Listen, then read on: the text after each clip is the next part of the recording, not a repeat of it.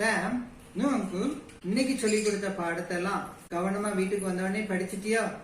ஓ, எல்லாத்தையும் படிச்சுட்டானே. சொல்லாத. எப்படி அங்கிள் போய் சொல்ல முடியும்? நான் போய் சொன்னாலும் நான் மாட்டிக்கிடுவேனே. சரியா சொன்ன. இதே கருத்தை தான் வலியுறுத்தி ஒரு ஓமை இருக்குது பைபிள்ல. அப்படியோ?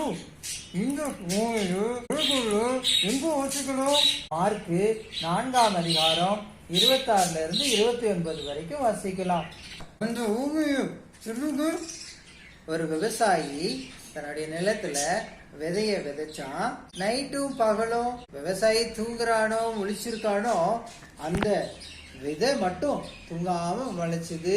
அது மழை விட்டு அதுக்கப்புறம் கதிர் வந்து கதிர்ல நிறைய தானியம் வந்துச்சு.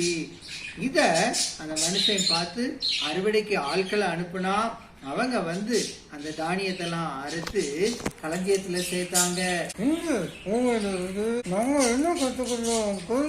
இந்த ஓமையில இருந்து என்ன கத்துக்கலாம்னா, அந்த விதை நினைச்சுக்கிட்டு இருக்கு அந்த மனுஷனுக்கு ஒண்ணுமே தெரியாது, நம்ம வளர்ந்துகிட்டு இருக்கோம், தானா வளர்ந்துகிட்டு இருக்கோம்னு நினைக்குது. ஆனா அந்த மனுஷன் கரெக்டா அறுவடைய வச்சிருக்கிறான். அந்த அறுவடையில தெரிஞ்சிரும் நல்ல தானியம் கொடுக்கறத மட்டும்தான் அவன் களஞ்சியத்துல சேர்ப்பான். தானியம் கொடுக்காததெல்லாம் அவன் அழிச்சு போட்டுருவான். Correct uncle.